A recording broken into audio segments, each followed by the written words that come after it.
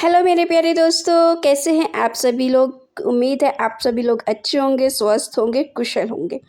कहानी के लिए मेरे चैनल को सब्सक्राइब कीजिए, कहानी को लाइक और शेयर ज़रूर कीजिएगा और कहानी कैसी लगी प्लीज़ कमेंट बॉक्स में ज़रूर बताइएगा।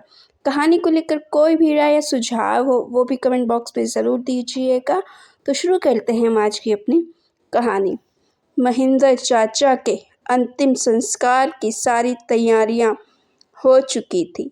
बस इंतज़ार था तो उनके बड़े बेटे के आने का।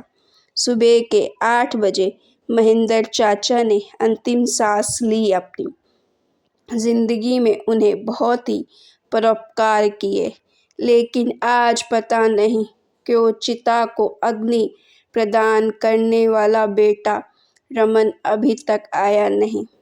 हमारे शास्त्र पुराण, हमारे समाज पंडितों के अनुसार मुख अग्नि बड़ी संतान ही देते हैं।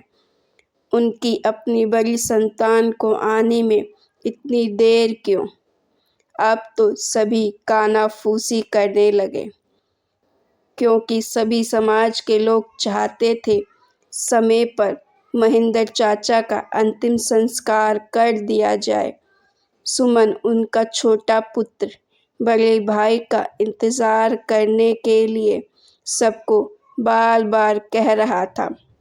सुमन, उसकी पत्नी, दोनों का रो रो के बुरा हाल था। महेंद्र चाचा की पत्नी सावित्री तो बार बार बेहोश हो रही थी। जीवन साथी के बिछड़ने का गम हर उम्र में होता है, लेकिन बुढ़ापे में एक दूसरे के साथ की ज़्यादा ज़रूरत होती है। एक के बिना दूजा हमेशा अधूरा महसूस करता है। ऐसा नहीं था कि महेंद्र चाचा की उम्र कम थी। उनकी उम्र 70 के आसपास हो रही थी, लेकिन फिर भी अपने को कोई खोना नहीं चाहता है।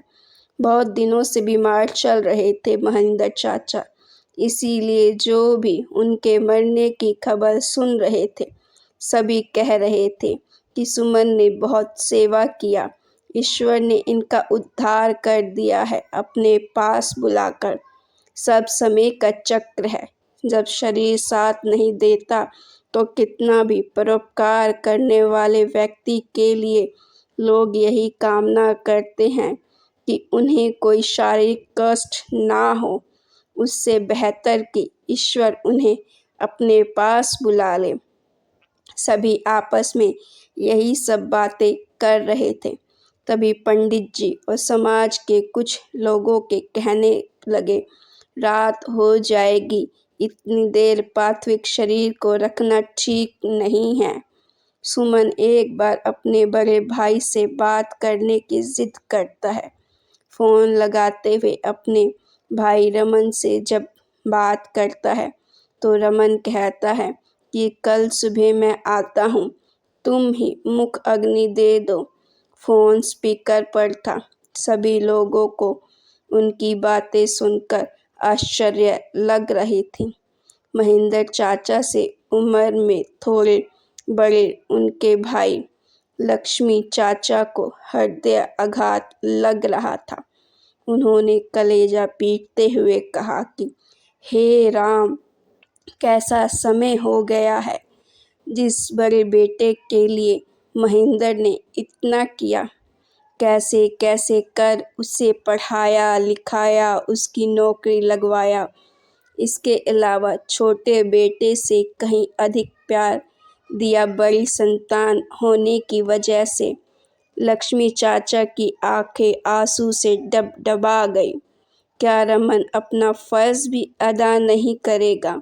सेवा और महेंद्र की ज़रूरतों को सुमन और उसकी पत्नी ने पूरा किया, और अब उसकी अंतिम इच्छा रमन पूरा नहीं करेगा। यही सोच रहे थे कि एक गाड़ी आकर रुकी। उसमें रमन और रमन का परिवार आया हुआ था। रमन जोर जोर से रोने लगा। बाबूजी, मैं आपके लिए कुछ नहीं कर पाया। बाबूजी, मुझे माफ़ कर दीजिए।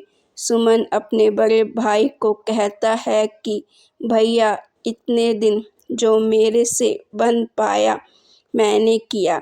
हमारे समाज के हिसाब से बड़ी संतान होने का जो फ़र्ज़ है, मुख अग्नि देकर उनकी अंतिम इच्छा को पूरा कर अपना फ़र्ज़ अदा कीजिए, क्योंकि अब आपकी बारी है।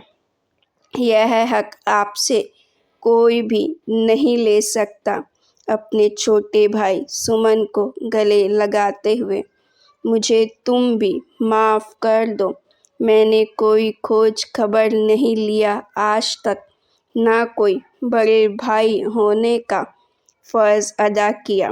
दोनों भाई एक दूसरे को गले लगाते हुए रोते हैं। कोई बात नहीं भैया, कोई बात नहीं। आप मेरे बड़े हैं और बड़े ही रहेंगे। सुबह का भूला शाम को लौट आए तो उसे भूला नहीं कहा जाता। दोनों भाइयों के इस प्यार को देखकर जो अभी थोड़ी देर पहले कानाफूसी कर रहे थे, वह भी हैरान थे सुमन की समझदारी देखकर। चलो चलो, लेट मत करो, अब तो रमन भी आ गया है। सारी तैयारी तो हुई ही थी। रमन ने मुख अग्नि देकर अपनी बड़ी संतान होने का फ़र्ज़ अदा किया। सब ने मिलकर महेंद्र चाचा का अंतिम संस्कार कर दिया। अब अस्थियां विसर्जित कर रहे थे दोनों भाई। पिता की इन अस्थियों के विसर्जन के साथ साथ दोनों भाइयों ने अपने मन के मैल को भी विसर्जित कर दिया। दोनों भाई सामंजस्य के साथ जिंदगी जीने के लिए तैयार थे। यह देखकर उनकी माँ तो खुश हो रही थी, साथ ही समाज के सभी लोग हक्का बक्का रह गए। इस प्रेम से भरे राम भरत के मिलाप को देखकर तभी अचानक जोरों से बारिश होने लगी। जैसे यह बारिश ना होकर उनके पिता महेंद्र बाबू की खुशी के आंसू हों। अपने दोनों पुत्र को इस तरह से जीते जी तो नहीं देख पाए, लेकिन मृत्युपरांत प्यार देखकर सच में लग रहा है उनका अंतिम बंधन मुक्त हो गई है, खुशी खुशी।